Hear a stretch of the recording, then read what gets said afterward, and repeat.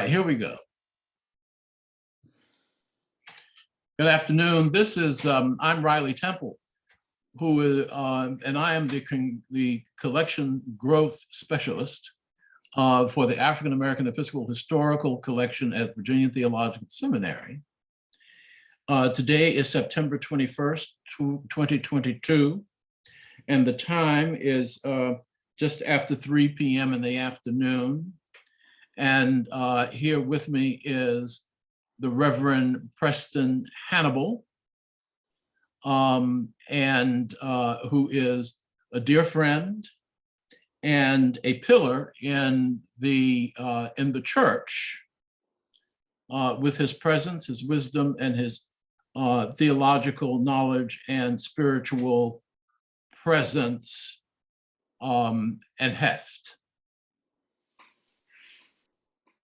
We were supposed to start this morning. However, Preston had to postpone because just this morning, he was a part of the congregation and the clergy present at the Washington National Cathedral for the memorial service on this side of the pond for Her Majesty Queen Elizabeth II. And it was a glorious service from what I could tell. What was it like for you, Preston? It was, well, thank you for having me, Riley. It was really interesting having watched the proceedings in England, mm-hmm. and particularly the memorial service after the funeral, the service at Windsor. I was interested to see how the service at the cathedral would compare in terms of what was done. The pomp at Windsor is entirely different, and they buried her there, so that wasn't happening at the cathedral. But it was just a surprise and quite dramatic, don't you think? Yes, it really was. Yeah. It really was. But the music was glorious. The liturgy was put together by, I think, the Reverend Canon Rose Duncan, who does all the liturgical work at the cathedral. She's the canon for worship, the canon presenter, which I like to call her, which is the proper title. But anyway, I'm sure she had her hand in it, mm-hmm. in the service, just the way it flowed. Between the music and the liturgy and the music, how it was interspersed through the service. It was glorious. It really, really was. And then one of the highlights was our presiding bishop, Michael Curry, giving the homily. I haven't heard it yet. I have to go back and listen. Yeah, but he preached, and as you know, Bishop Michael always preaches. Yes, so and always gives the word. So I was not outside at the end when he was greeting people, so I don't know, but I can only imagine that this congregation would be no different than any other congregation he's gone to, where he's swamped with people who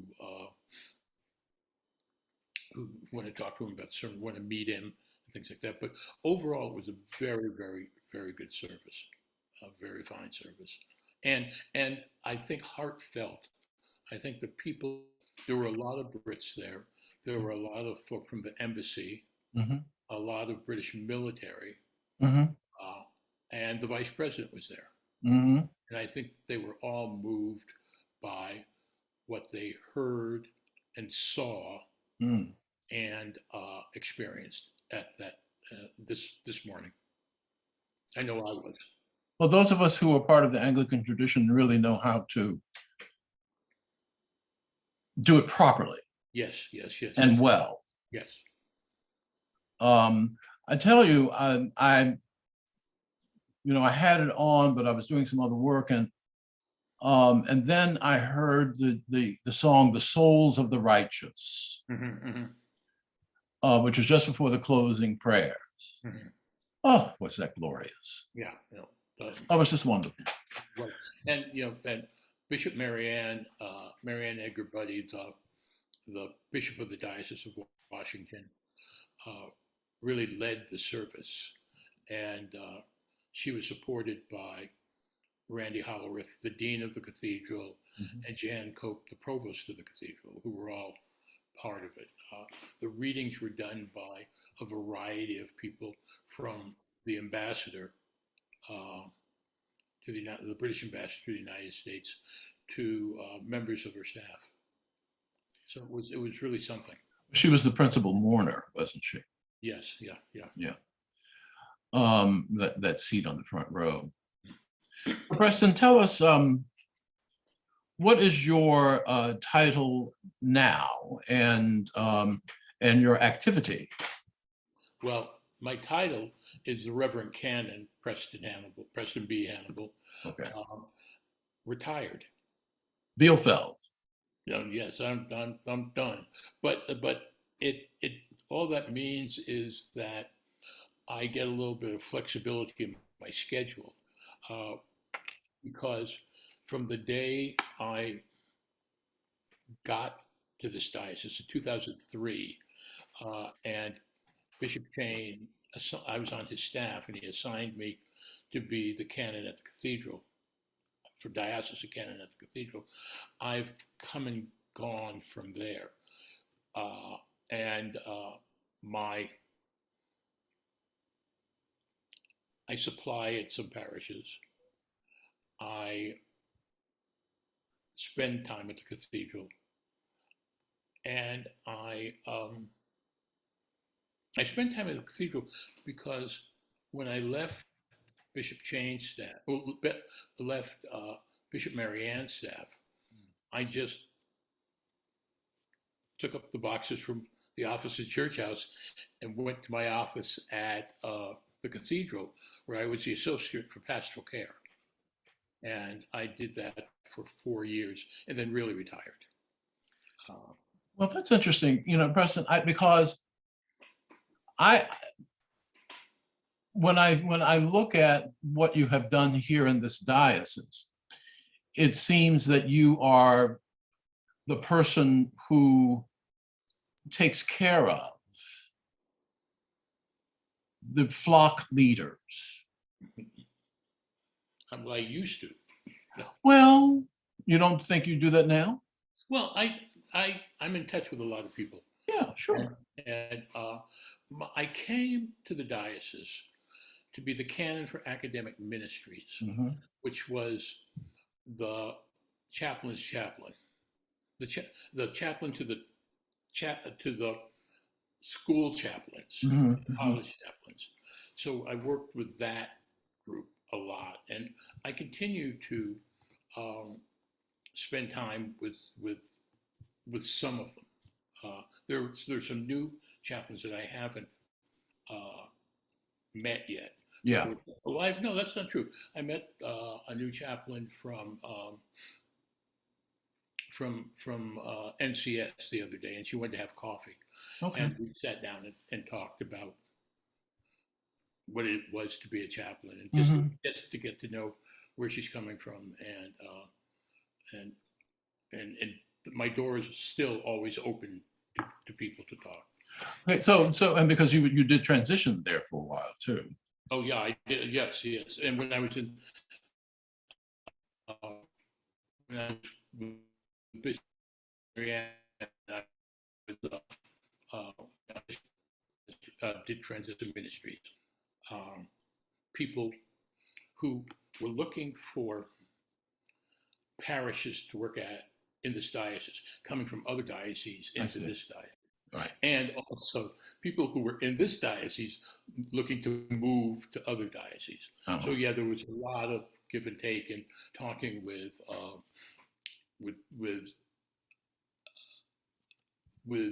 colleagues in other dioceses about that. And there's a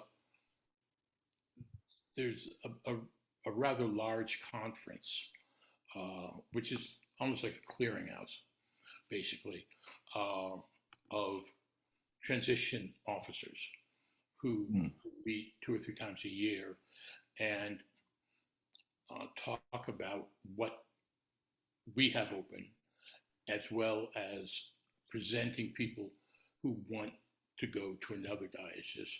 Yeah. And, talking about, well, would this a prime example? One priest is looking to move to another diocese, just say the Diocese of Southeast Florida, because it has a lot of schools in it. Places that transition officer in Southeast Florida is talking about are parish day schools. So the question is the priest that I might be presenting, or anybody's presenting, is that priest able to really juggle the being rector of a big parish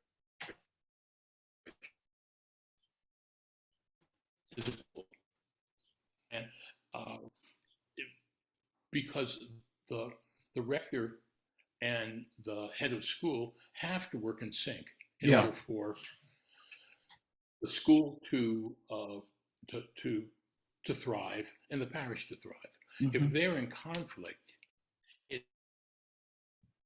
it's in transition. You try to eliminate as much of that or that disconnect, not friction, but disconnect as you can prior to the person sending in his papers, right, or her papers. Well, one of the, if you don't, yeah, no, I was just going to say, if you don't, it doesn't end well. It never ends well, because somebody goes and says, well, I love St. Matthew's Parish. And then they and they focus on the parish and not on the school that's right next door. And they say, yeah, I can work with the school, but once they get there, they find out that they have more responsibility with the school than they have the bargain for. So clarity is very important. Yeah. And the reason why I began talking about what you were doing today and about your pastoral care of clergy was to get at another issue, which is where do you consider to be your spiritual home right now? And I would have said, if I were answering for you, that it would be the Washington Cathedral. Would that be the case? Yes, it is. It is. But as I say, I venture out periodically, and from February through May, I was the interim, I guess you would call me, at a parish here in DC. And it was learning how to ride a bike again. Wow. Because at the cathedral, with so many bodies around, you don't celebrate every week, you don't preach every week. And with the pandemic, those opportunity to give to the adjunct clergy to do those things just evaporated. Thankfully, they're coming back. But when the bishop asked me to go to St. Paul's, I jumped. Rock Creek? Rock Creek, yeah. St. Paul's, Rock Creek. I jumped at the chance because it gave me an opportunity to celebrate twice a Sunday. To preach twice a Sunday, to interact with the vestry, to interact with the parish, and to the parishioners, and that was a lot of fun, really. Yeah. They taught me I mean, I've been doing this for a long time, but they taught me a great deal about what it is to live and work and pray in a small space, as opposed to The vastness. yeah, the vastness of the cathedral. Mhm. Now there are small spaces in the cathedral. Yeah. Chapels are wonderful places. Yes. I really, uh, I really enjoy being in there by myself and Mm. just spending some time with God in those places. Mm. But in a parish church with a diminished congregation, Mm. and it was diminished because of COVID. Mm. There had been some deaths. The as you well know, many of the parishes in this diocese are supported by elderly people, Yes. and there was this whole issue about coming out at night for church meetings. Yeah. Uh, and there was issues about coming to church. There were health issues, Yeah. and those who were physically able to come and their health was okay were a bit timid because of the rare, the very real concerns about COVID. Sure. Um, we had just gotten our shots. We had in that fall, and while I was there, got another booster. Yeah. In fact, I got 2 boosters. Yeah. And so what happened was the previous rector had set up a Zoom system where, like us talking, the service was went out over Zoom Mhm. for the congregation. In a place like the cathedral, where there are professionals dealing with the audio and visual, uh, you know, it's pristine, it's very clean, Mhm. it happens. Mhm. When you're in a parish, Yeah. a small parish Yeah. where people are really doing ministry, this is their ministry to do this. There sometimes are hiccups, and Yeah. people treat the Zoom broadcast like it was NBC or CBS or something like that. When it goes down, and why did it go down? Why did this happen? But there's something to say about that, about broadcasting the service. First, it was a radio voice for some places, and Mhm. now it's being telecast, Yeah. whether it's on YouTube or Yeah. Zoom or Yeah. Live stream. Yeah. it's live streamed, Yeah. and that is going to be the next big challenge as we move out of COVID. That's going to be the next big challenge for the church, because that is you can't put the toothpaste back in the tube, Yeah. and you're not going to be able to stop the live streaming. Yeah. So the question is, how do you minister pastorally Yeah. those people? Yeah. Is it because the same people who at this particular parish, the same people who were watching the live stream were hesitant about having people come in, the Eucharistic ministers coming into the house to Because give of COVID. Right. for the same reason they didn't Yeah. come to church. Yeah. So it's going to be it's an ongoing problem, not just at that one parish, but in all parishes that are live streaming, and you can't cut it off cold turkey. You cut it off cold turkey, and you're cutting off your nose to spite your face. Yeah. It's the lifeblood. Well, I wanted to get back to this notion of time. You talked about time, and I guess I did not know. Let's go back. Mhm. You were born in New York. Yes. Were your mom and dad New Yorkers? Yes. My dad was a priest. Yes. So Where? he was a priest. He graduated from general and then went off, and those were in the days when when seminarians couldn't get married. It was like the military academies. They couldn't get married. So mom and dad got married about 6 months afterwards, graduation. Um, and he was a priest first at a little parish in New Rochelle, was curate, Mhm. and then went to St. Cyprian's in Philadelphia for a couple of years. Mhm.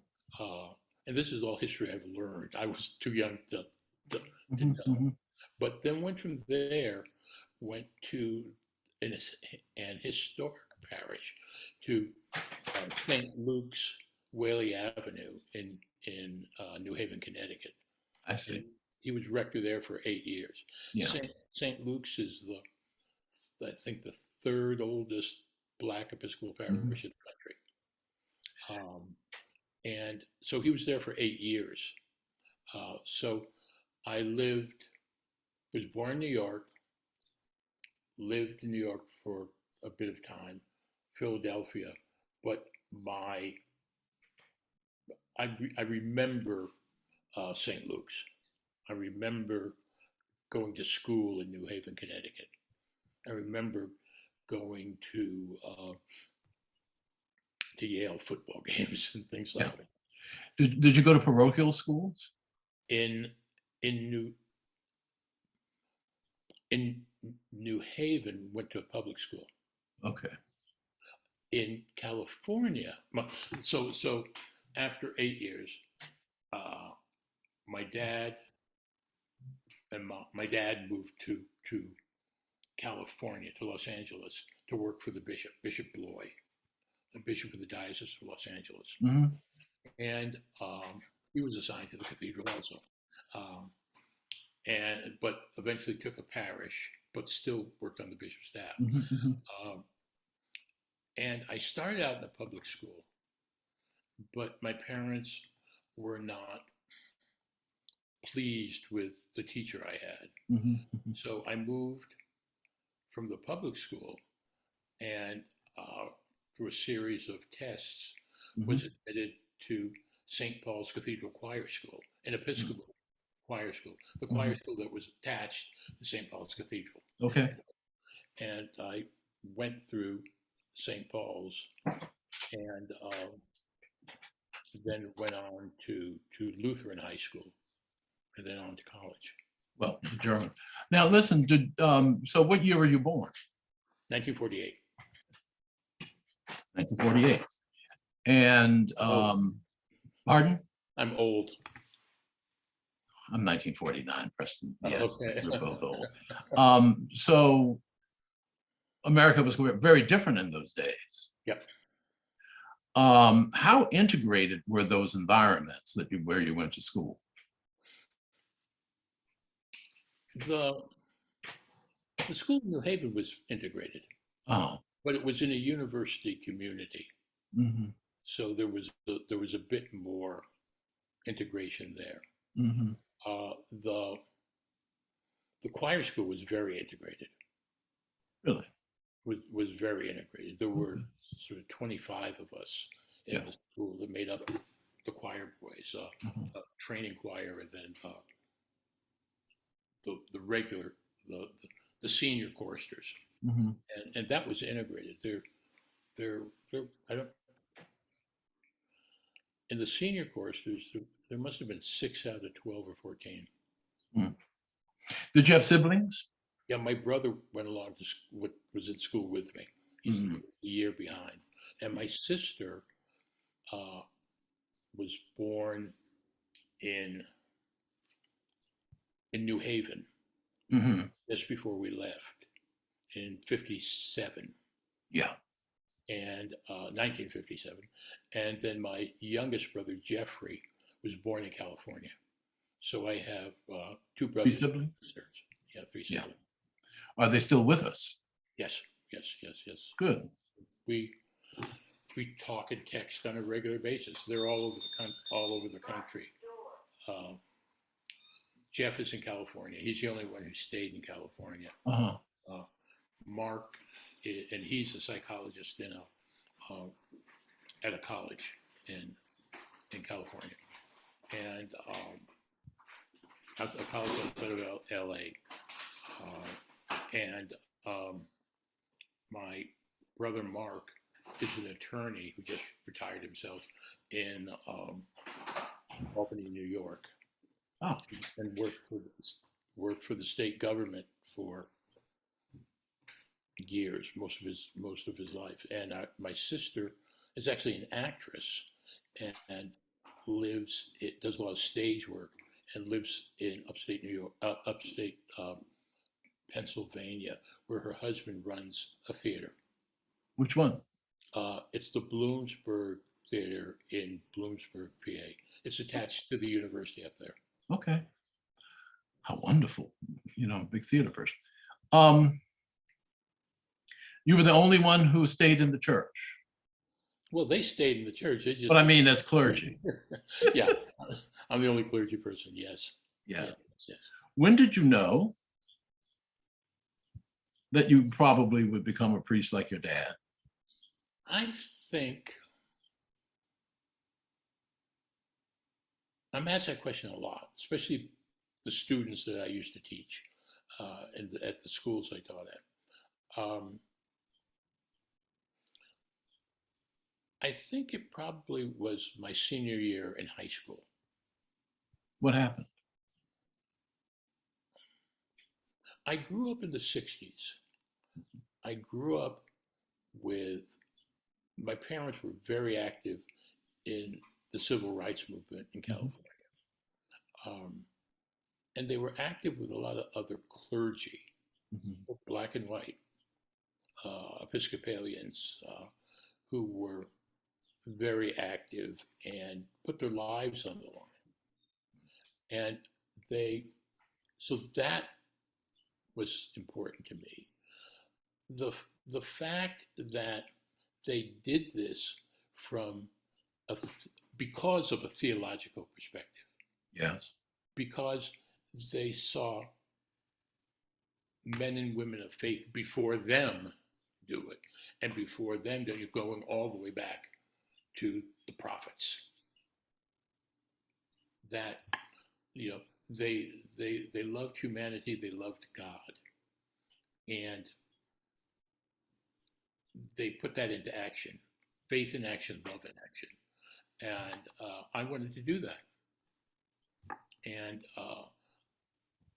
growing up in an Afro-Caribbean family with there was no question that you went to church every Sunday. Yes. And growing up in an Afro-Caribbean family where your father was a priest and the rector of the place. Yes. Yeah. There was no question that you went to his church. Yeah. And participated actively. Yeah. On the altar. So we were all altar boys and girls. What is the Caribbean heritage? Both sides of my parents. Well, my mother's family is from Grenada. Mm-hmm. My father's family is from Barbados. In fact, my father told the story. My grandfather was in law school, actually, at Fordham Law School. Mm-hmm. And my grandmother was pregnant with my father, and they decided to stay in the United States and have Dad rather than go back to Barbados.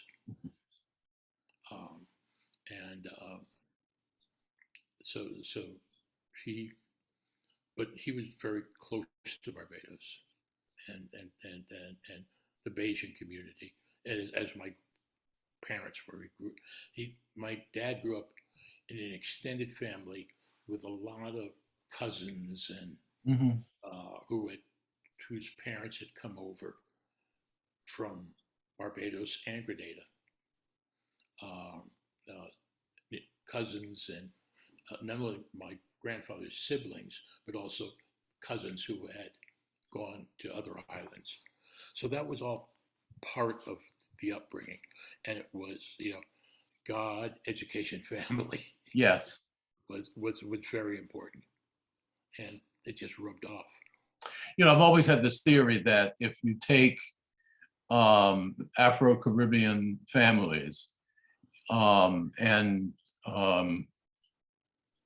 compare them or contrast them to African American families without Caribbean heritage, the Afro-Caribbean heritage achievements are Herculean in comparison. That's Per capita. Mhm. And I don't have any data. I just think anecdotally, it looks that way to me. Mhm. Mhm. And it's looked that way to me for quite some time. Interesting. Yeah. Yeah. So how did this longing, the nascent longing when you were younger, lead to your choice of college? No, actually, track left my choice of college. I got a scholarship to out of high school. I got a scholarship to a small Christian college in Santa Barbara, Westmont College, Right. and I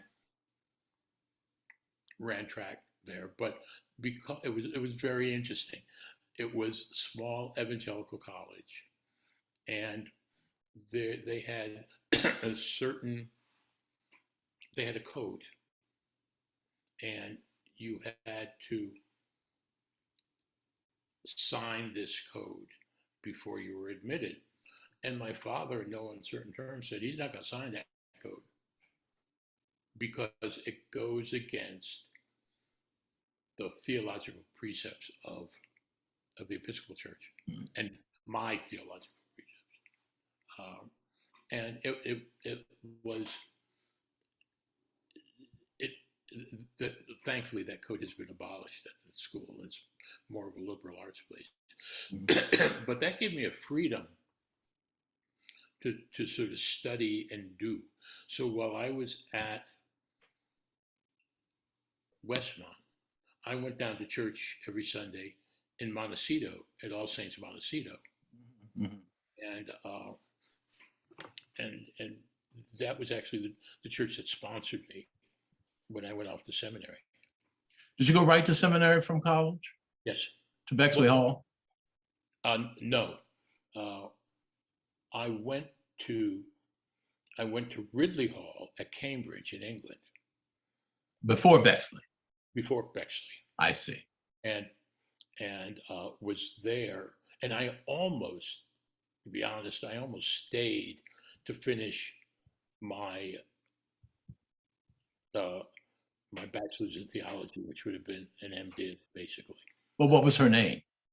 No, it wasn't her. It was Bishop Rusak, who said, if you want to be a priest in the American church, you need to come back to the United States and finish seminary.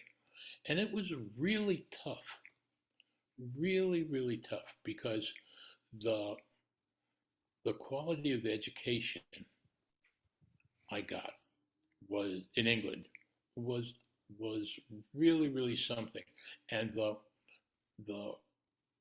they call it pastoralia in England, the program for pastoral education, pastoral studies, I see. You got it. Okay. and where you were assigned to do your pastoral work and with whom. Uh, it was really, really, it was broad, it was inclusive, it was eye-opening to me. But I came back because I was young, and in those days you did not say no to your bishop if you wanted to be ordained. Mhm. So I came back and went to Bexley Hall and got my MDiv, but knew I wanted to go into school ministry. The dean of Bexley Hall was a priest by the name of Hayes Rockwell, who turned out who had been chaplain at St. George's School in Newport, Rhode Island. Mm-hmm. And he and I talked a lot about ministry. And what I made a subtle change, maybe not so subtle, I made a change my senior year. When I set out for seminary, all of my father's friends, priest friends in Los Angeles at cardinal parishes said, you got a job when you get out of seminary. Yeah. Mm-hmm. Mm-hmm. Mm-hmm. And so when I wrote, because you wrote and called people and said, I'm getting out of seminary, how do I apply for a job at All Saints Beverly Hills or St. James, Wilshire? Mm-hmm. And there was a lot of, well, we can't do this right now. We would love to have you, but there were so many buts. So it became clear to me that was not, the parochial path was not going to be my path immediately. And Well, why do you think there were buts?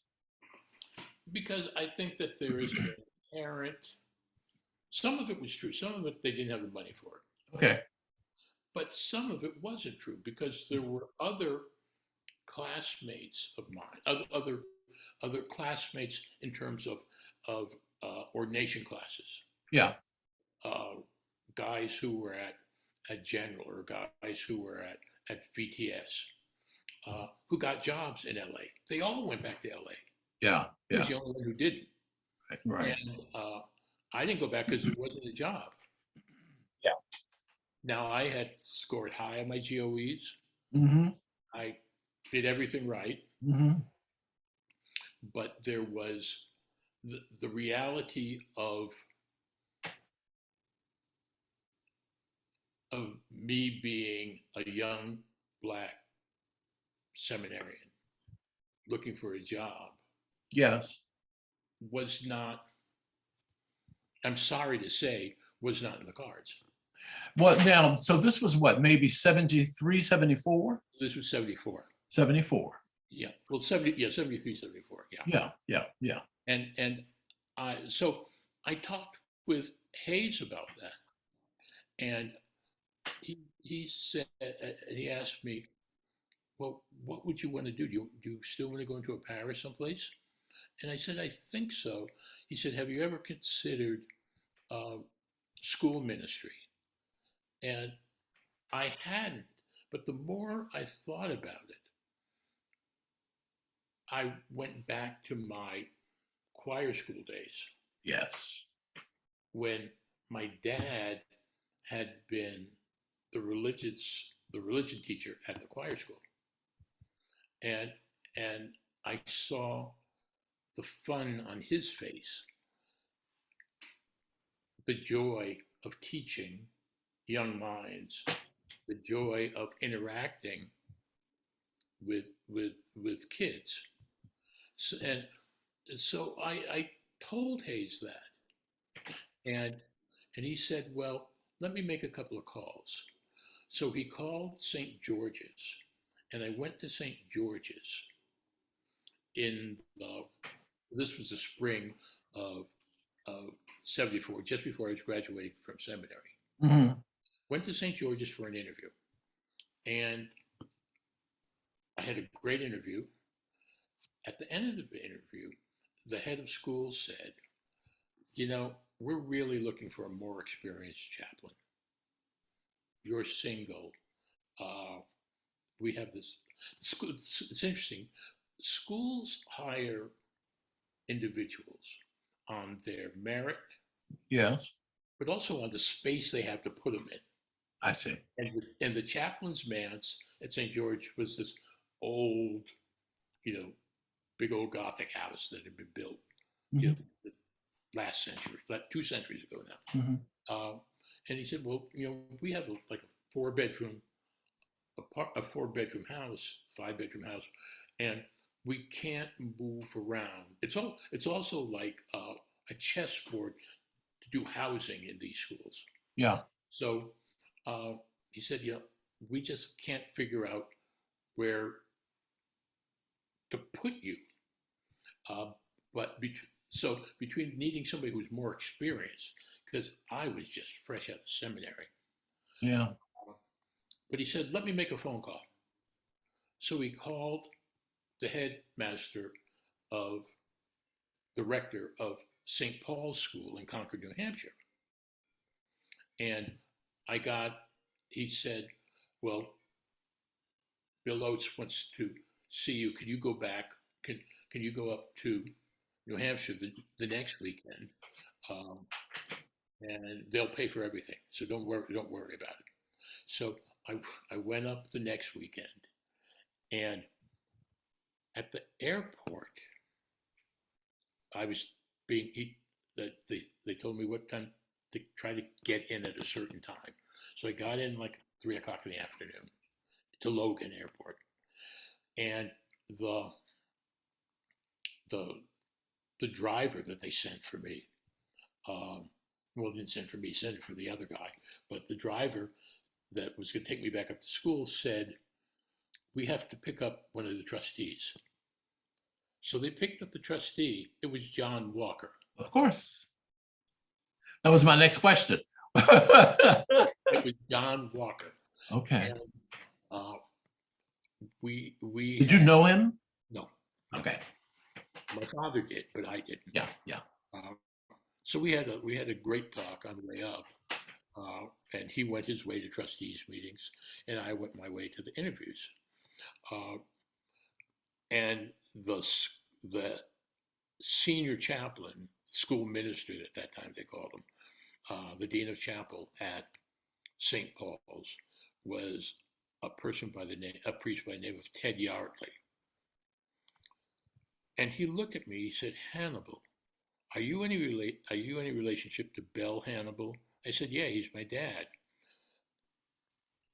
Ted said, "Bell was my roommate in seminary." Wow. At General. So here you have John Walker on one side, Ted Yardley on the other side. The Holy Spirit was working overtime. And I had a good interview, drove down back to Logan to fly to Rochester with Maria Walker and Carly. Carly was just a little one, their youngest son. Yeah. And so I had a great time with them. So I went back on Saturday afternoon. It was just like a 24-hour visit. Back on Saturday afternoon. Monday morning at 8 o'clock, I got a call offering me a job at St. Paul's. Hadn't John Walker been the chaplain there too? John Walker had been the history teacher there. Okay. St. Paul's is an interesting place. They still have a lot of clergy there. Not as many as they did when I got there. But John was hired as a history teacher who was a priest. Okay. So he joined the chapel staff, but he wasn't the chaplain. I was hired as a religion teacher. Okay. To teach religion because I was a priest. Okay. Joined the chapel staff. And when I joined the chapel staff, there were 5 other priests on campus who, from the school minister, his assistant, to other clergy who were teaching in a variety of subjects. And how long were you there, Preston? 12 years. 12 years. 12 years. 12 years. You loved it. Yeah. By the way, one of the great memoirs that I remember reading in well, it wasn't, maybe it was 20 years ago now. My goodness. It was written by someone named Lorene Carey. Oh, sure.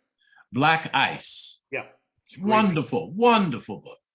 And the irony, I'm sorry, go ahead. Go ahead. I was just going to say the irony of the title Yeah. has nothing to do with being black. No, it's about the ice on the ground. The ice.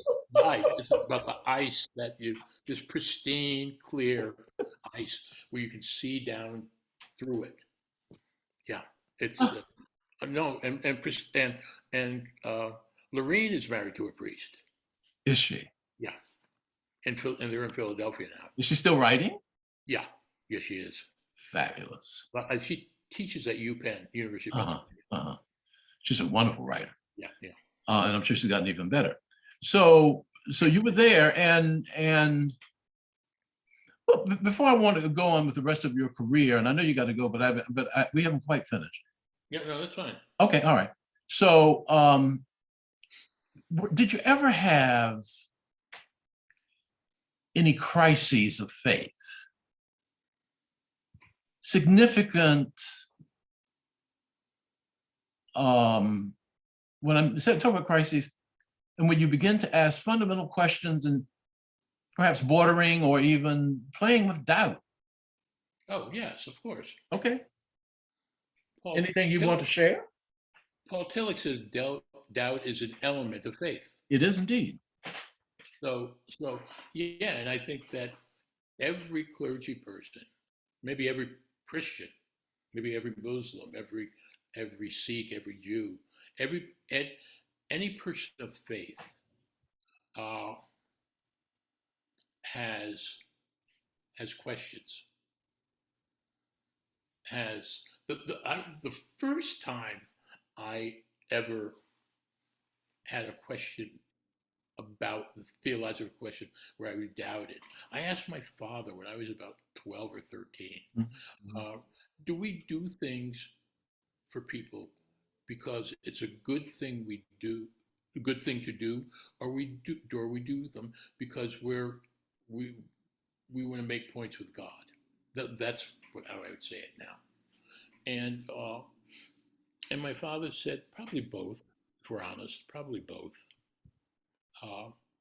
That Jesus leads to the good. On our own, maybe not so much. There's Mother Teresa had doubts. You know, Sure she did. And she had big doubts, big time Yes, doubts. she did. Yes, she did. Yes, she did. I don't. I think when I got cancer. How long ago were you diagnosed? 2019 now? No, 2018. Okay. And but I had a big operation in 2019, and it sounds almost theatrical, but it's not. It's true. Yeah, I was praying big time. You know, why me? Why me? Why me? Yeah, yeah. I've tried to lead a good life. Why me? Why me? You know, give me an answer. Give me an answer. No answer came. I was going into the pre-op for my surgery, and all of a sudden, a calm came over me that I cannot explain. I just can't explain it other than God's saying, I got you. That's the only way I can explain it. And there have been periods through my life where I have been down and in despair about some mundane thing. And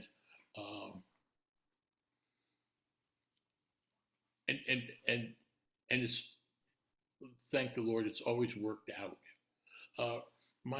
When I taught at St. Paul's, and then when I taught at St. Mark's, and when I taught at Harvard too, all my classes at least one time somebody asked me this question, the question you just asked. Did you ever doubt? Did you ever, do you ever get discouraged? I said, we all get discouraged. But were you ever really down in the dumps and saying, God, where are you? What's going on? My first year in England at Ridley Hall, I was out of my element educationally, academically, because everybody there had studied religion going into Cambridge, Yeah. the theology department. Yeah. They were doing A levels in England and religion. Yeah. And while I had religion classes in at Westmont, they weren't the depth of what these folks were doing. So I was out of my element. Mm-hmm. I'm a black guy in Cambridge, England, when at that time there must have been 3 or 4 other black people in Cambridge studying. There really weren't a lot. Now there are, but there really weren't at that point. And Harold Lewis, the late great Harold Lewis, God rest his soul, had been there the year before. Oh wow! And Skip Gates came the year after I left. But so I was feeling really down about stuff, and I got this knock on my door, and it was a friend from college, and he said, "I'm over here to play rugby down in Brighton. I'm living with my grandmother in Brighton. Do you want to hang out for a while?" Of course. So we spent a weekend in London together, having a great time, and I perked up, went back to work, back to school,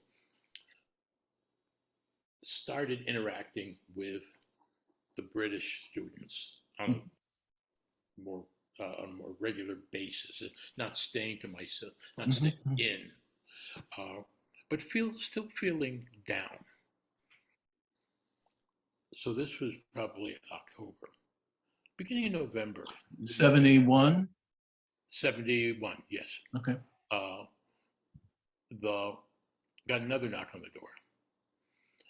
It was a guy named, I forget his first name, but his last name was Herb. He was a priest from Canada. And my father, Father Herb was coming through LAX. My father was at LAX getting a plane to go someplace. And they began to talk. Father Herb said, "Oh, I'm going to London to work for the SPCK, the Society, the book group." And Dad said, "Well, my son's at Ridley Hall. If you ever get up to Cambridge, look him up." Well, he did. And we talked about transitions and how difficult it was. And that perked me up again. Come Christmas, I was going to stay in England because it was expensive to fly back and forth. And I was going to stay in England, and I got a letter with a plane ticket in it from my father, who said, "Your mother misses you." That's all it said. So I flew home, and by the time I was refreshed and relaxed, by the time I got back to Cambridge for the winter term, for Lent term, I was good to go. And everything else was great from that point. But this is a long story, but I told my students that to say that you never know how the Holy Spirit works. And you can call it fate, you can call it the luck of the draw, But I choose to say that God is working something out in my life, and it's the Holy Spirit that makes it happen. And and I assume, or tell me, sometimes young people don't do this, and I don't know. Did you always maintain an active prayer life? Who, me? Yeah. When I was young, or when I was a priest? Well, around that time when you were in Oxford or Cambridge. Yeah, I mean, there was an active prayer life because we had morning prayer and evening prayer. But Personal. independent of that, Right. no, I picked that up later. Mm-hmm. How much later? A lot later, because once I got out of seminary and started working, I was working, I was in a dorm, I was coaching, I was teaching, I was, I had preparations to do. Yeah. Three different preparations to get for the 4 classes I was teaching. All excuses, but I mean, I was doing chapel, Mm-hmm. and it just, there wasn't the time, and it moved out of my existence, moved out of my life, and I said, oh well, I'm praying in chapel, so that's good enough. We pray at meals, that's good enough. Mm-hmm. But it wasn't until some years later, probably when I was at Harvard, so I had been in 10, 12 years, that I had the opportunity to take some time and pray. And Peter Gomes, the late Peter Gomes, was my mentor at Harvard. I was his assistant in the Memorial Church. And he asked the same question. Do you take the time to pray daily? And I had to say, I'm so busy that I really don't. And you knew him. He said, "Oh, Preston," and that's in that deep voice of his, and with that, at, Plymouth, Yes. Clip English accent. Yes. And he said, one of your jobs. This was right when I started at Harvard, and he said, one of your jobs is going to be to come up with 4 or 5 prayers every Sunday for the Sunday service. Because I read the Sunday service. When he preached, I read the Sunday service. So he gave me a couple of books, which led to more books, And I found myself outside of the preparation for the service, reading and praying these prayer books, using these prayer books. And so that sort of changed me. And then I started to do the daily office. So I switched back and forth between just at my age, praying extemporaneously, using the daily office, mm-hmm. and going to this treasure of prayer books that have been written by people all over the world. Yeah. I don't know if that answers your question, but yeah, I want to get back to your transition to Harvard, but one of the things I wanted to say was I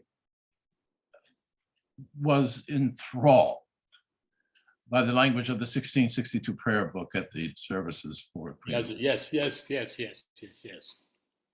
Why do we feel that we need to change it? Well, we won't get into that. Okay, so you went from, I have here something about Well, you went to you spent 9 years at Memorial Church, right? Right. Did you go right from St. Paul's to Harvard? Yes. Okay, and St. Mark's came later. Yeah. So tell me about that transition. My life has been a series of lucky intersections. I at St. Paul's, St. Paul's has or had, and I think they probably still do, because they're rich as Croesus. They had a they give faculty who've been there 7 years the opportunity to go on sabbatical, a full year sabbatical. Mhm. The only, when I was there, that's what they did. Full year, full pay sabbatical. And when they do, the only stipulation is that you have to go out of the country. You have to give up your house and you have to travel someplace Okay. on sabbatical. And when I knew at that point, when I was going on sabbatical, that I wanted to study Samuel Ajayi Crowther, who Mhm. was the first African bishop in the Anglican Communion, Yeah. the bishop of the Queen's Domain, uh, uh, at the Queen's Domain on the Niger Delta region. Mhm. So that's what I was going to do. And we were going to go to Nigeria because that's where he was based. Uh, and we were going to go to Nigeria. But Nigeria turned out to be unstable Yeah. when we were planning this. Then we were going to go to St. Andrews because they have a lot about him, and they have a library full of his writings and things. And then we were all set to go to St. Andrews, and I said, let's go to Cambridge. I know Cambridge. I'm a member of the university. It will be easy for me to get into the library, to go to lectures, to do those things, to talk to people. So we went back to Cambridge. When I say we, I mean me and my family at this point, uh, went to Cambridge, and we added one person along the way. Our youngest daughter was born in Cambridge, um, like Harold's son, Justin. Uh, so there's a lot of symmetry among black clergy. So so we had a glorious time in Cambridge. I got my study done. I got my writing done. Everything was great. We came home, and I went back to work at St. Paul's, and I wrote an article actually for the St. Paul's newsletter, newspaper, student newspaper. They asked me to write about my experience. Mhm. In that article, I said, I love St. Paul's, but there's life outside of Millville. I got a lot of flack for it, but it was true. And I had remember meeting Peter at St. Paul's.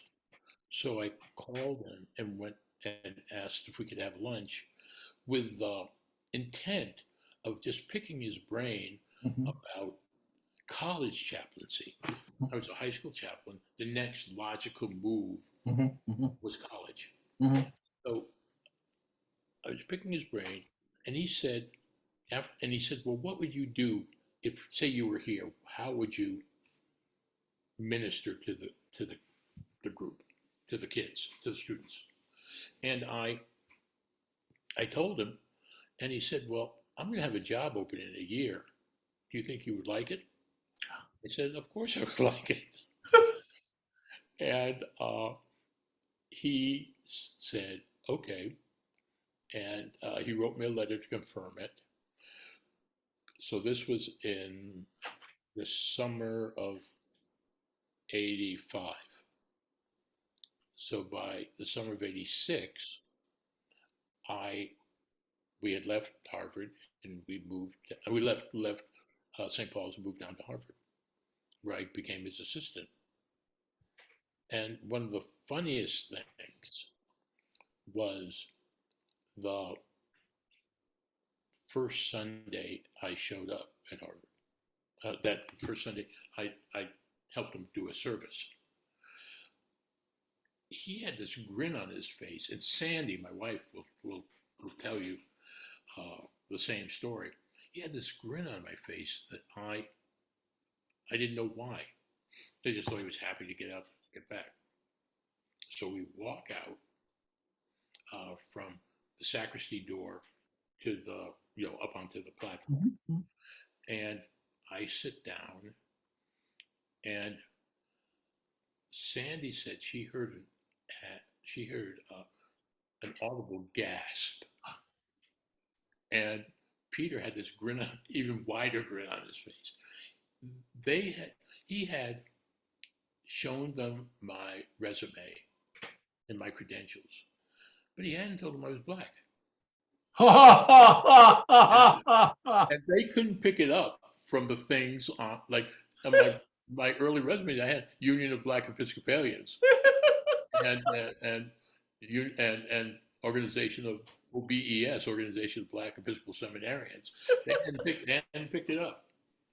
So there was this, and this was a congregation. This was before the students got there, so it was okay. Okay. Yeah. Right. And we often had a laugh about that. So, and he told me something that I tell every single young priest or young chaplain that I've had the honor of dealing with in all my years. Peter told me, I went into his office one day and said, well, I have this idea, this idea, this idea, this idea. He said, they're great. But what I want you to do is two things. Stop, go into your office, stare at the wall, and think about where you are and what you want to do. And then, more importantly, spend a year, the first academic year, going out and meeting your congregation, so they know you. You can implement plans, but not big plans. Implement small plans, because if the small plans work, you have a better chance of getting the big plans to work. Yeah. If you start a big plan and it backfires on you, you're messed up. You're done. Yeah. So he said, go out and meet your congregation. So I've told every single chaplain, every single new rector, get to know your congregation, get to know your parish, get to know the people in your area, for schools, get to know the servers who serve lunch and breakfast and dinner, get to know the grounds group, get to know the secretaries, get to know all of those people. And you'll find that it will help you down the line. It's great advice for Peter, among a lot of great things he told me. You presided at his memorial service. Yes. It was lovely. I mean, I didn't see it, I heard it. Yeah. It was, and at his funeral too. He had a funeral down in Plymouth, and he had written it out, and I just was the MC for the funeral, because the guy who actually presided at that was the American Baptist. It was a church that he grew up in Plymouth, but he had written it all out, and the minister wanted to change some things, and I said, Peter would not like that. So let's just do it his way. And he decided to do it. But yeah, he had written the service out. One of my dear friends is a woman named Anna DeVere Smith. Oh, sure. And Anna and I have been friends for a long time. And she had this play, You undoubtedly know it and saw it. Mm-hmm. Let Me Down Easy. Mm-hmm. And Peter's in it. Mm-hmm. And he talks about going to that cemetery. And I have them lower the coffin. Well, she did her research on Peter, which means that I would imagine she does her research on everybody that she's going to, Yes, she does. and she sat in Mem Church. Must have been for 3 months, maybe longer. Every Sunday, listening to him to get his cadence down and get everything down. And she talked with him. Yeah, she was I neat. love her. Yeah, she's fabulous. For that kind of work and discipline and study.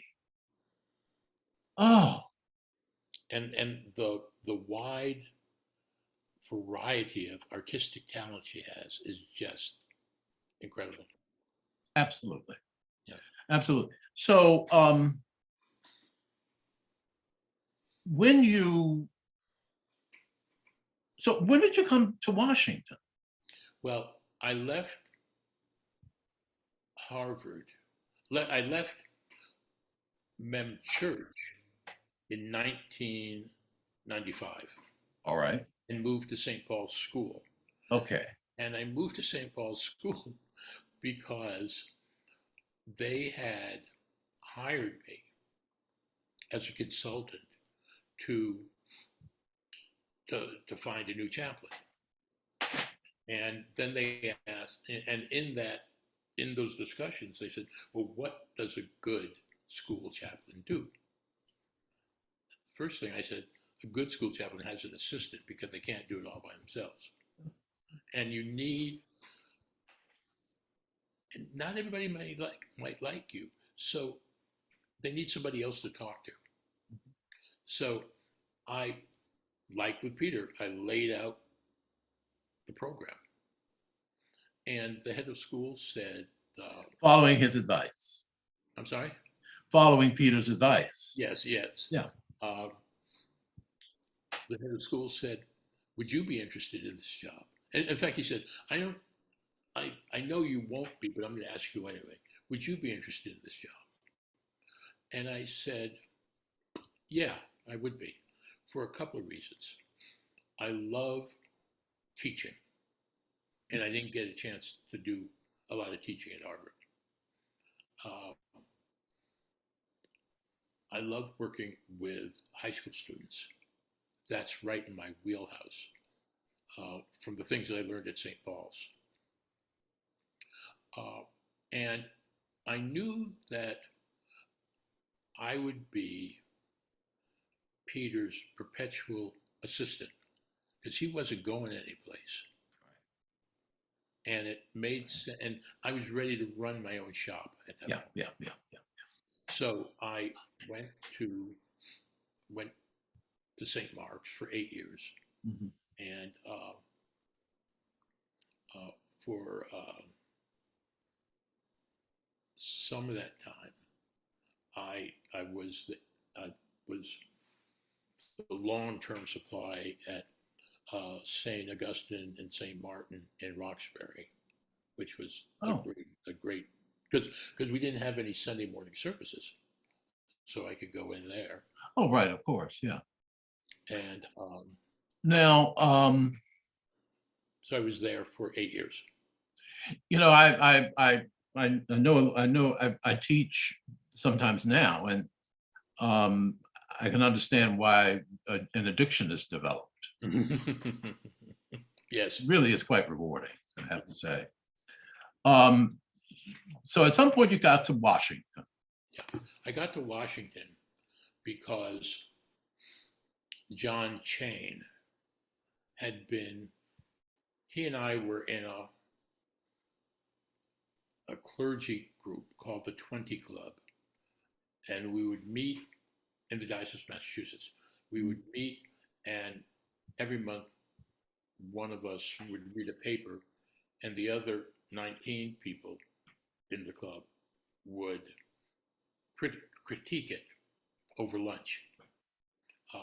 So I was asked to join, and I took my turn several times, and John and I got to be friends. And this was at Harvard. When I got out to St. Mark's, John was the rector of St. Mark's, Southborough, the parish right across the street. Okay. And he had done some work with St. Mark's, and I invited him to preach a couple of times. And everything was going swimmingly. And I thought that here I had, a colleague that I could work with he could be an adjunct to the school, to the chaplaincy department and the religion department. Turns out about 6 months after I got there, he was offered the job of dean of the cathedral in San Diego. So he and Karen took off. Fast forward 7 years, and he's elected Bishop of Washington. Mm-hmm. So I just called him to say, congratulations. And he never called me back. Mm. So in May, it was before his consecration, and it must have been May of 2002, I think it was. He called. He said, "You want to have lunch? I'm sorry, you want to have dinner?" So I said, he said, "I'm in Boston. You want to have dinner next week?" I said, "Yeah, it'd be great."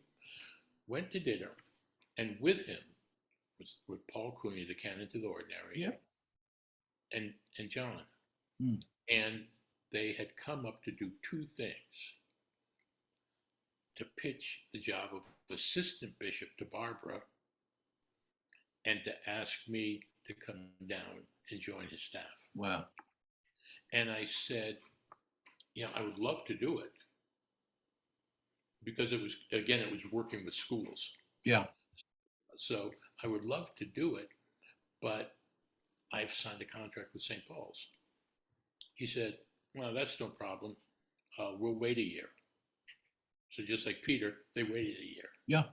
And we went down, Sandy and I went down in 2003. The kids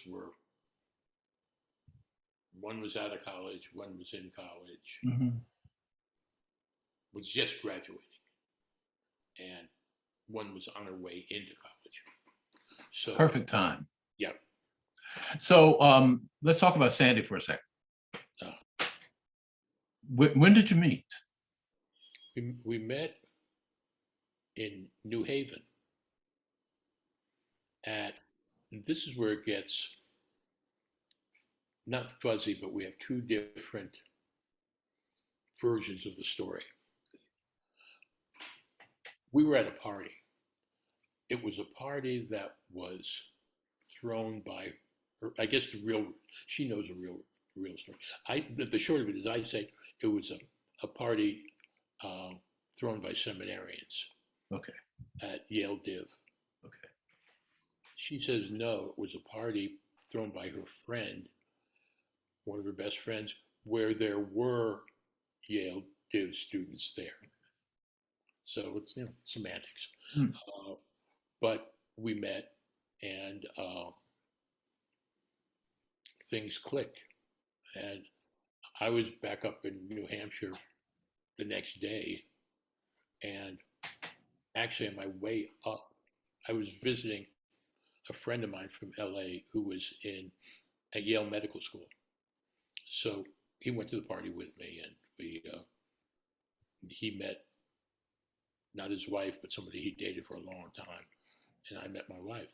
I was back driving up the next day, and I stopped and called her and asked her out for 2 weekends from the weekend we did. And she said, yeah. So what was she doing in New Haven? She was living in New Haven, teaching and working on a master's degree in reading. And she's a reading specialist. Oh, yes. Early childhood reading specialist. Right. The Lord's work. Yes. Mm-hmm. Oh, yeah. She's great. and she's certified to do that and K through 3, I think she says. So we long distance dated, and I grew to hate the drive from uh, New Hampshire to New Haven. St. Paul's to New Haven. Yeah. Yeah. And which is she Episcopal? Was she Episcopalian at the time? Yes, she's born and bred. Yeah. She's a Washingtonian. She grew up at Calvary. Yes, I know Calvary. She grew up at Calvary. Yes, yes. So she is Old Washington. old Washington. Yeah. Although she hates that, but Why? well, because she even though she grew up here, she left to go to college, to go to Fisk, Yes. and then moved on to teach in New Jersey for a while. She was married, went Okay. to teach in New Jersey, and sort of followed her first husband around. They got a divorce, and she decided to teach here in teach in um, in New Haven. In fact, she started teaching here. Mhm. She taught in D.C. for a couple of years, and then her first marriage didn't work out, and I was lucky enough to find her. One of my mother's oldest friends was a woman who's a member of Calvary, Sally Crump, Mm-hmm. and her daughter Joni Henderson now. Joni and I can't think of the other child's name, but in any event, we for years, many years. When you came to Washington, how did you find it? Different. In what way? Well, it is.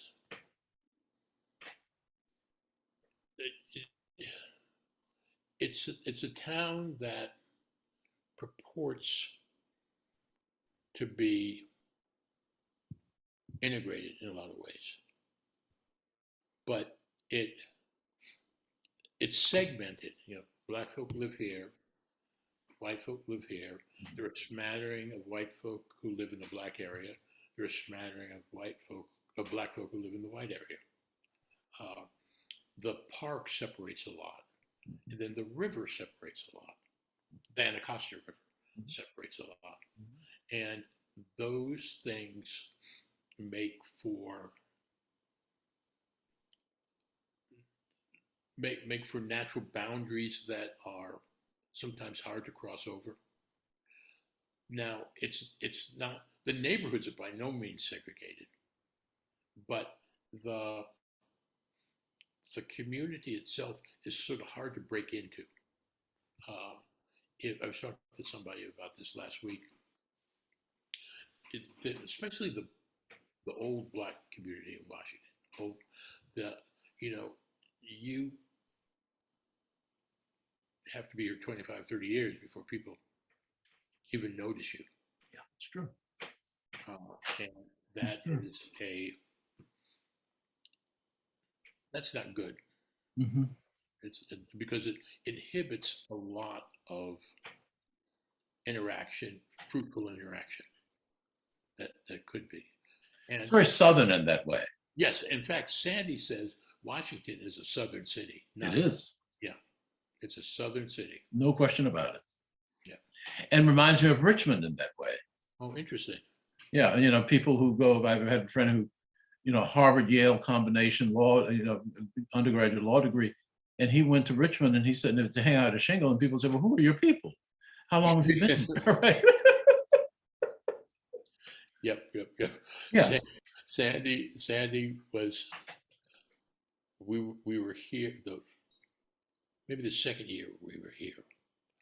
We went to St. Luke's on a hot day. And we got into the pew. I wasn't wearing clericals. Got into the pew, and Sandy had on a summer dress. The person next to Sandy said, look at that woman walking down the aisle in that short dress. That's inappropriate for church. And then she looked at Sandy, and Sandy had on the summer dress that was just as short. But it was hot as hell, and the person next to her was dressed to the nines.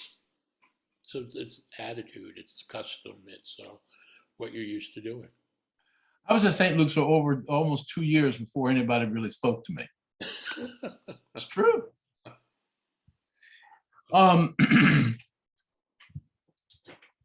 What's next for you? Now, before we get there, I want to ask you about Church Farm School Oh. and Bishop Walker School. Yeah. Now, I have a good friend who was some big marketing muck at Church Farm School named Bill Seymour. I don't know if he was still around or not. Yeah, he was. No. Looks like a good little school. It is. It's good. Okay. And the head is a dear friend from St. Paul's, Ned Okay. whose grandfather was presiding bishop. Who? Ned Sherrill's grandfather was Oh. presiding bishop. Oh, Ned's a priest. yeah. Ned's father was a priest. Yeah. So that runs in the Sherrill family. But no, it's a good little school. It really is. And Ned is a great head of school. Can we talk a minute about Bishop Walker and how you regard it and what you see as the need it meets, its future? Yeah, I mean,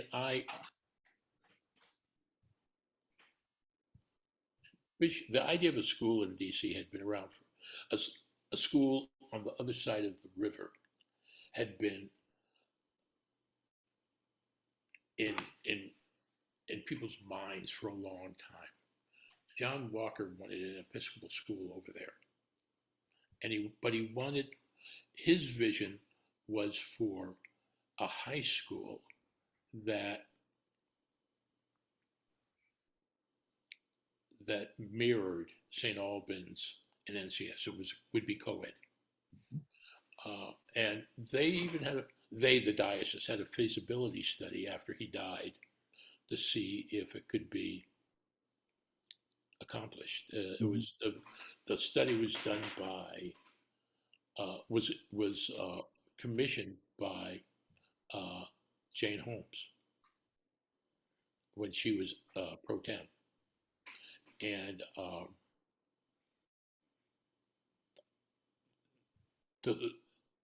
it was shelved because the money to start a high school, the land to start a high school, was prohibitive. So when I came in to do schoolwork here, John Chain handed me this thin manila folder with the study in it. And he said, take a look at this. What do you think about this? Took it home, read it, as usual, talked to Sandy about it. And we both knew that John had always wanted a school over there. So we said, well, why don't, I went back to the bishop and said, I talked with Sandy because she's the elementary school educator. And initially, this is what it would take, what Sandy had said. But I said, why don't we start a exploratory committee to look at it again, but look at it from the eyes, with the eyes of doing an elementary school, for 3 or 4 reasons. The main reason is that the main educational reason is that if we can teach kids properly and really take the time to, small classes, take the time to educate them properly, where they don't get stuck in huge classes and may fall through the cracks, then they're not going to have any trouble when they go to middle school and high school, because they will know how to learn. And that has been the premise of the school from day one. And so the exploratory committee morphed into a sort of a development committee or planning committee to put the school together. I went around and found spaces, and Holy Communion seemed like a good spot because they had an educational wing Mhm. that and my naivete, I thought, well, we just move right in here. And then we had the teachers on this committee Yeah. walk through and say, no. It has to be gutted. You have to do A, B, C, D, E, F, G. Oh, So we did all that and started a school. And we started talking about it in late 2004, early 2005. And by 2008, we were up and running. Kwasi Thornell, the Reverend Canon Kwasi Thornell, was instrumental in helping start the school. And he was really the first. James Woody was the first named executive director of the school okay. with that title. Right. But Kwasi met the boys every single morning. He was the executive director, chaplain of the school before there was an executive director. We didn't have a name for that. And did you begin with the concept that parents would have to be involved? Yes. Right. Because the school is only as good as the level of parental involvement, I think. Right. But what we didn't count on was the fact that parents, not that parents didn't want to be involved, but parents weren't used to be involved in their kids' education. Got it. Right. That in public schools, Yeah. A parent meeting is optional in a lot of ways. And parents are working 2 and 3 jobs and don't have time to be involved. So we had to figure out how to get them involved. And we have, when I say we, I mean the school has come up with ways of doing that. And it's almost muscle memory. If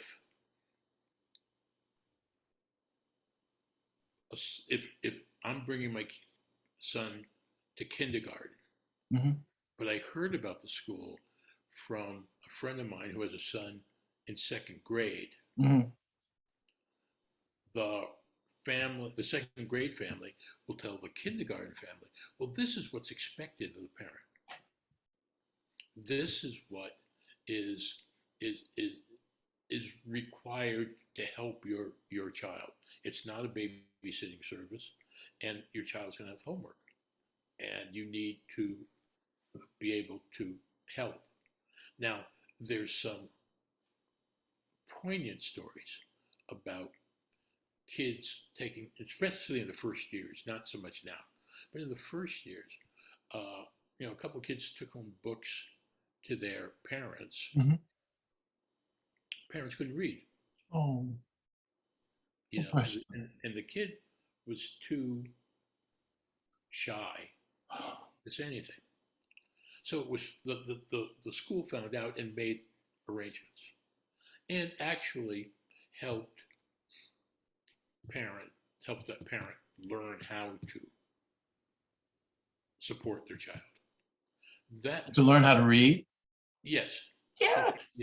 Yeah. I mean, not well, but I mean enough to support the child. Yeah.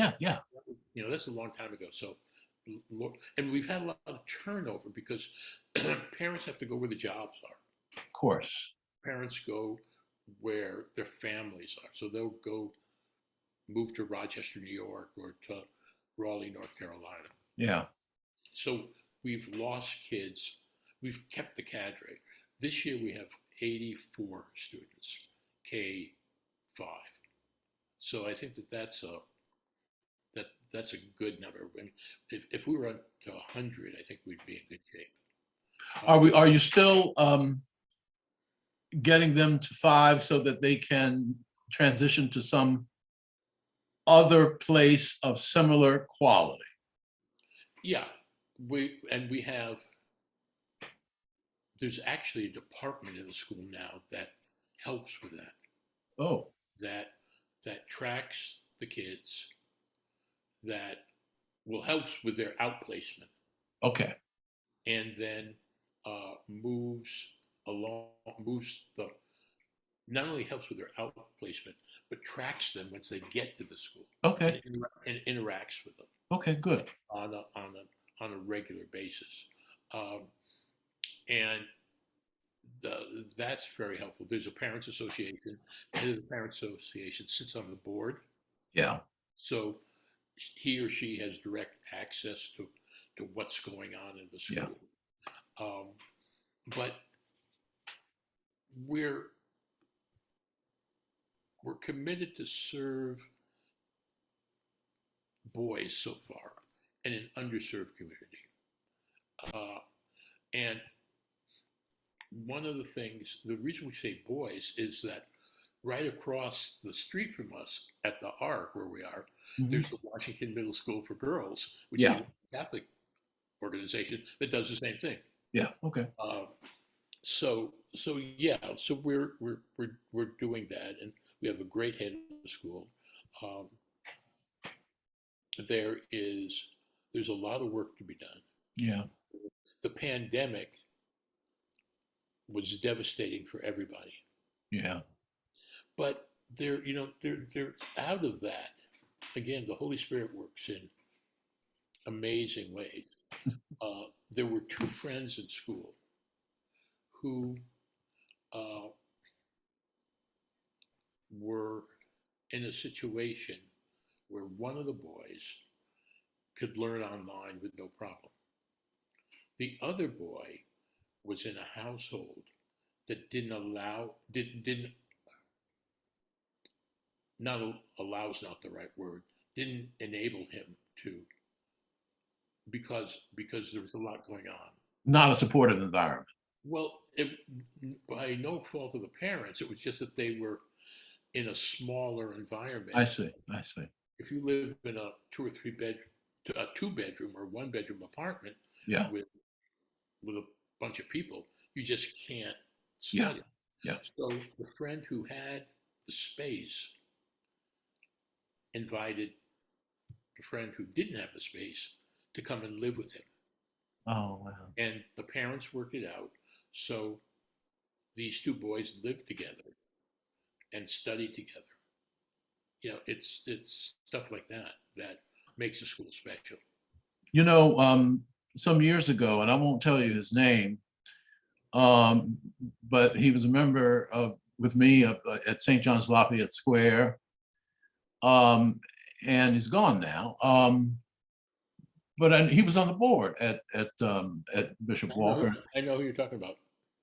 and he said something to me one Sunday morning, and I was singing the praises of the Bishop Walker School, and I said, we're going to have some really very fine young men going off to fine colleges and universities. And he looked at me and he said, Riley, these boys aren't going to do that. Mm-hmm. He said, they'll be lucky if they can get good jobs as auto mechanics. Preston, I have a temper. And, I really wanted to smack him, but I didn't because the organ started and the procession started, and it kept me from telling him off. Yeah.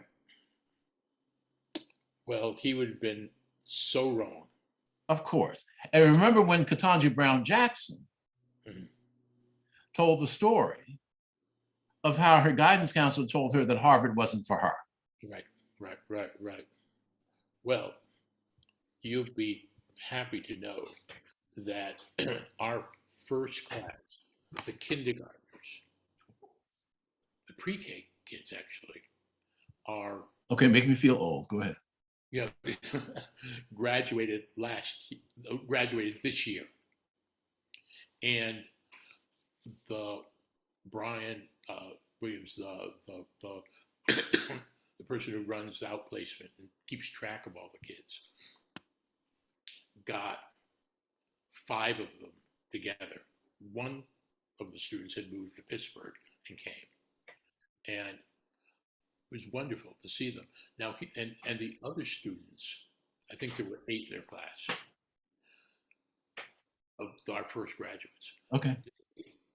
They sent their regrets, so it wasn't like that. Nobody shined the school on. They all wanted to be part of it. Yeah. But they came, and off the top of my head, 2 are going to AU. 1 is going to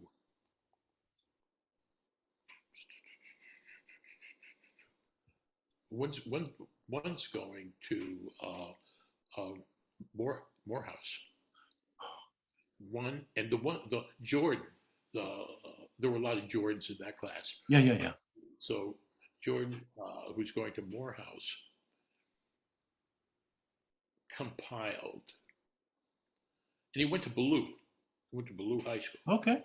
Out of Ballou, he compiled something like $1.6 million in scholarship aid. He was accepted at 25 colleges.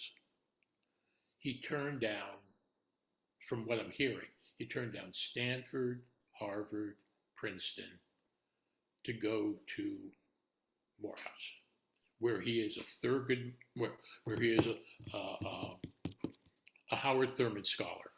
Ooh. It's incredible, just incredible. And he came and he spoke to the kids at graduation this year, and was fabulous. Was fabulous. But the kids have made choices about where they want to go. Yes. One's going to Morgan State. Okay. 3. I forget. Morgan's a good school. Yeah. No, it is. Yeah, it's a good school. They're all going to good schools. One's going to someplace in Virginia. I forget what the school is, but it's a good school. And the 5th one is going to truck driving school. And the reason to do that is that he wants to see the country. He says, I'm young enough to see the country. I want to see the country. I'll make enough money to help my parents. And I'll do that for a couple of years, and I'll go back to school. And he'll be a great student. Yes.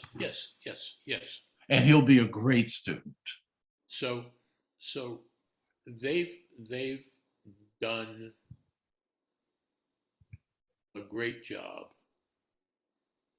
Not only, maybe not because of us, but surely in spite of us, because they were the first class. It was an experimental class. It was an experimental school. We didn't know what was going on. We had hopes. We had faith. But we didn't know, if we're being really honest. And you had works. And it worked. Yeah, it worked. And all right, we have to close down, I think. But Preston, just before we go, I wanted to give you an opportunity. As you were thinking of contemplating doing this, was there a question or line of inquiry that you wanted me to pursue that I have not? No, doing this? Yeah.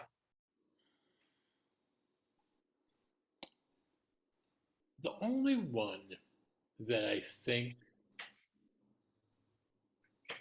I would have asked, so I'll do it if I can get through it, was the influence of my father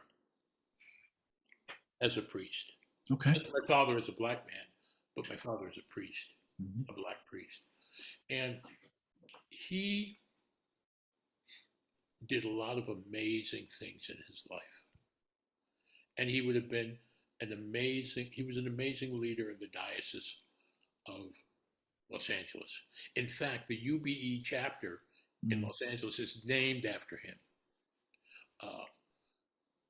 And he, at his funeral, it was packed, and there were kids he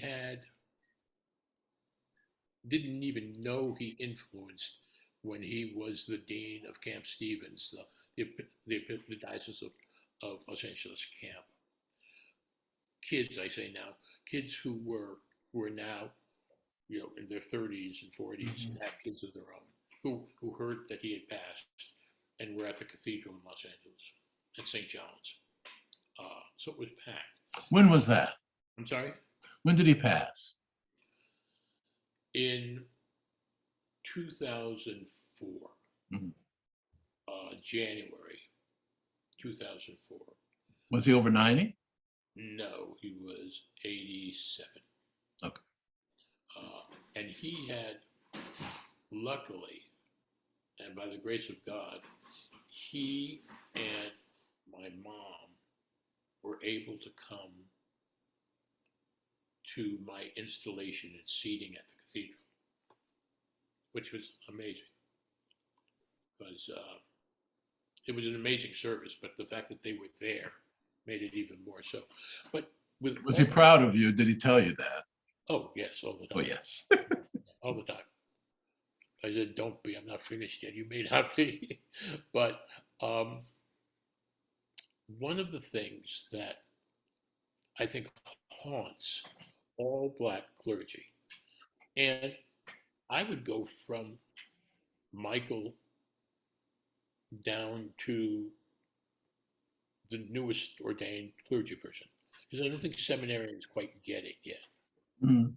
That I mean, Bishop Michael has broken all ceilings, but even there, I'm sure there was a time in his life when he wasn't sure if he would be accepted, even though he was qualified to do A, B, C, D, and I think it's gotten way better for me and for Michael, and I hope it will be better for the next generation of clergy. Well, it already seems to be with the younger priests, Paula and Kim Lucas and Dion and people like that being consecrated. But I think that he was disappointed that He being your dad? I'm sorry, my dad. My dad was disappointed on so many levels, or disappointed and frustrated on so many levels with the church, with the institutional racism that is still part of the church, that prevents really good Black clergy and Black laity from ascending. Now, if you look at at the executive council and look at other areas, there seem to be a lot of Black people around, but it's for every one of them, there are probably 5 or 6 clergy who should be lifted up in some way, or 5 or 6 lay people who should be lifted up in some way, so they in their turn can ascend to be elected or appointed to the various national committees Mhm. and diocesan committees. Mhm. It's subtle, but it's still there. The church is working hard to break down the walls of institutional racism, but we still got parishes out there that are set in what they want to do and how they want to do it and who they want to do it with. And I mean, I think that's. And they won't say it aloud, but the result would be the same. Is that what you're saying? Say that again, please. They won't say it aloud, but the result is the same. They don't have to say it aloud. Okay. They'll say, geez, I would like to hire you, but like what happened to me straight out of seminary. Right. By the grace of God, I was able to move to a place of minor prominence in schools. But yeah, there's still pockets of that, And I think in certain parts of the country, the last administration gave people permission to not only think that way, but act that way. All the while saying, I'm not, I'm not racist. I've never been racist. I don't have a racist part of my body. But it's sitting back and doing nothing and being a quiet observer of the racism that's going on around. Martin Luther King's letter from a Birmingham jail speaks again. Mm-hmm. I can deal with the members of the White Citizen. I'm not quoting, but the idea, I can deal with the members of the White Citizens Council. But it's the good people who are silent that are the problem. Yep. Yeah. Now let's talk about your mother for a second. Did she want you to become a priest? Not at first. How did she express that? Oh, straight up. My mother was no nonsense.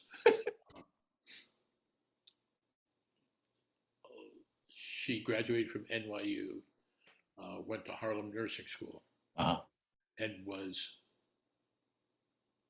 outrageously talented. And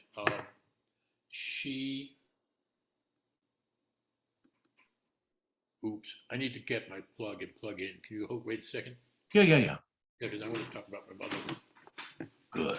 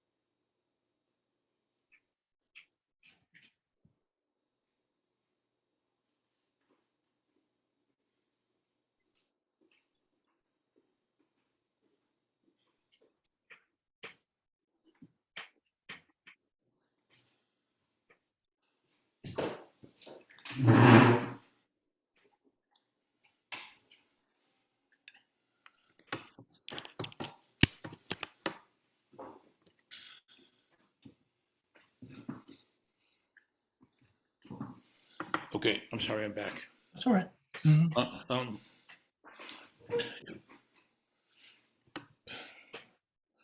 Mom was born in the United States, but her parents were from Grenada. And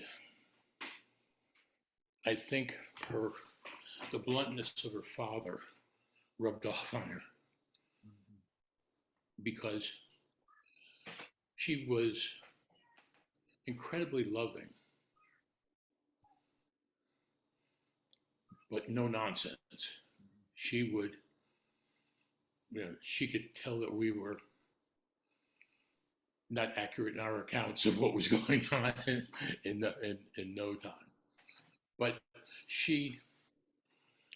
I think because she saw how hard my father's life had been as a priest, as a parish priest, she was concerned about that. And I know that by the time I got married, she had and I'm not saying anything out of school because this is a story Sandy tells to other clergy wives all the time. Mm-hmm. Before we got married, my mother sat down with Sandy and said, they're hiring Preston, they're not hiring you. And if he goes into a parish, if he leaves St. Paul's and goes into a parish you make sure that you get a house that's not the rectory next to the parish. Because if you do Mhm. live next to a parish, that becomes an extension of the church. Yeah. There's no privacy. Yeah. People will Yeah. walk in and look at what's in your refrigerator. Yeah. They will talk your husband into having a meeting because there's no space Right. In the church. Right. So and there were things like that. So she said, make sure you know that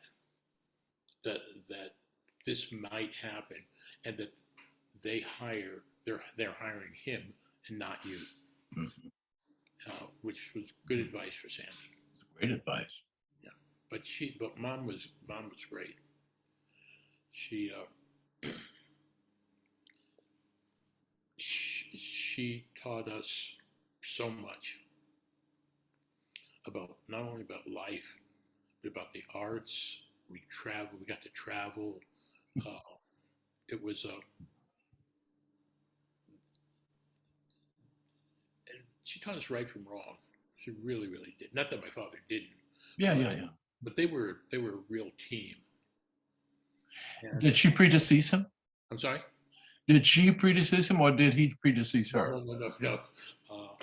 Dad died first, and mom died about 3 years later. I see. And we went out to California to Uh-huh. say goodbye to her. Yeah. 3 times in 18 months. My brother would call and say, "You got to get out here. You got to get out here. Mom's going to go. We would hop on a plane, fly out there, and one time, the first time, she was sitting up in bed with a scotch reading, and she said, "I'm not going anyplace. It's not for me yet." The second time, she said, "I'm really tired, and I really want to see your father, but I'm not sure it's time yet." And then about 6 months later, she passed very peacefully at night. How old was she when she passed? 86. And how old were you? I'm sorry? How old were you? When she passed? Yeah. God, I can't do that math. 50 something. 50 something, yeah. In my Yeah. 50s. Yeah.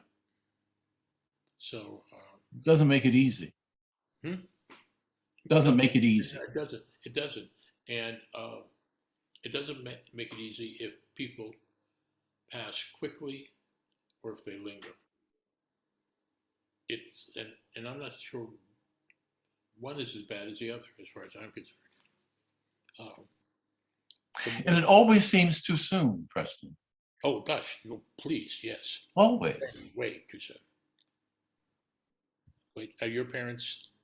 Oh no, they're gone. I mean, my dad died in 95. He was 84. My mother died 5 years later. Mm-hmm. And she was 81. But and he lingered, and and so did she. But when she realized that, and he had dementia, and so and I always thought that the best thing that could happen was that my mother would call and say, "Your dad died last night."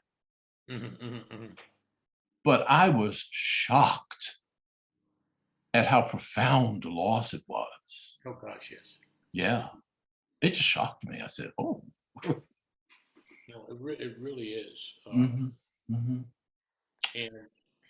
anyway, well, thank you, Preston. Yeah, well, thank you. Is that it? We're done? I think so. I mean, I tell you what, if you are up for it, would you permit me to go back and take a look at what we've done and then come back to you? Yes. This was fun. It was fun. So. Oh, good. Yeah. Oh, Preston, you're wonderful. Thank you. No. Thank you. This was This was really, really fun. How many people are you talking to? Oh, Preston. A lot? Um, Good. yeah, I am. Let's see, not only clergy. Mm-hmm. Started out with Mike, and then Alma Powell, Mm-hmm. Wow. Thurgood Marshall Jr., Virginia Brown Nolan, Rob Wright, Phoebe Roaf, Mm. Gail Harris. I have to do Maria Walker. Yeah. I'm thinking about. Let me know what you think about this. Talking to Maria Walker with her family, or no? Well, yeah, I think it would be great, but it would be hard to get the family because Yeah, Carly is in Connecticut. He's a doctor. right. Uh, Tommy is in New York. He's a filmmaker. Yeah, but Anna's here. Yeah, but Anna's here. So yeah, you and Anna could, and if you could work it out to get them all on the screen at one time, that would be fabulous. Oh, because he is so central to the identity of Virginia Seminary. Mm-hmm, mm-hmm. And St. Paul's School. That is correct. Right, right. There was just an article in the latest alumni magazine Mm-hmm. about the school prayer, but it also was about the Bishop Walker School and John being central to the life of generations of St. Paul's students, where he would, he was a teacher. He married a whole bunch, baptized babies, died way too soon, Yes. but is the people he married, his students, talked to their kids about him. And a lot of those kids end up St. Paul's, where he is commemorated. And so there are so many different roads that lead back to John Walker. There was something that came in over the transom. A man called me and said that he and his father and John Walker were close friends. Mm-hmm. And that his father had now been dead about 7 or 8 years and still going through his father's things. And he came across a handwritten letter written by John Walker to his father. Mm-hmm. It was one letter, but it was written on several different days. Mm-hmm. You know how people would do. Mm-hmm. And they were all written in the spring and early summer of 1945. Oh, wow. And I was so moved by that letter. So it's been donated to the collection. But in it, John Walker expresses in such understated elegance his hope at the end of World War II. Mm-hmm. And spoke and waxed rhapsodically about the ways in which people were preparing themselves for the announcement that the war was over. Wow. And so just to make sure, I said, well, how do I know that this is John Walker? And so I sent a copy of it to Maria. She said, oh, yes, that's his handwriting, which was glorious. And I said, Maria, we want to write about it. Would you like to write about it? And she said, no. I said, well, do you want me to do it? And she said, yes, you go ahead. but I don't think any collection about Black Episcopalians is complete without a in-depth study of John Thomas Walker. Right, right. And that book is all right, but it really doesn't. There has not been an in-depth study of John Walker. Right. There hasn't been. And Right. because there are papers at the cathedral and the cathedral archives that would be interesting to go through. There are papers probably at VTS. Oh yeah, we have most of his papers, I think. From the diocese too? Mm-hmm. But maybe you have copies of the stuff that's from the cathedral archives. Maybe. But I don't know. But would you be interested in looking at writing? Oh, that would take more than I could do. It would be interesting to try, but let me think about it. Yeah. Let me think about it. Yeah. It'd be interesting. Think about it. Yeah. Maybe you'll look back on this conversation and think that this was one of the ways in which the Holy Spirit came and visited you. Exactly. At the school, we're trying to, since Maria's around, which is great, we're trying to teach the boys about John. There are pictures of him in various states all over the place. And have you been to the new school? Well, I've been to the Ark because of something that we had there. I think it was the March on Washington Film Festival or something. But I've not been to the new school out there. Now, maybe, why don't I send you a copy of this letter, which will be another way of talking about him to young boys. Oh, that's a great idea. Fabulous idea. You will love it. Okay. I know you will. Thank you. Thank you. All right, Preston. So I will probably get back to you. Anytime. All right. I've enjoyed this. Yeah, me too. Me too. All right, let me close this down. Let me see. Okay.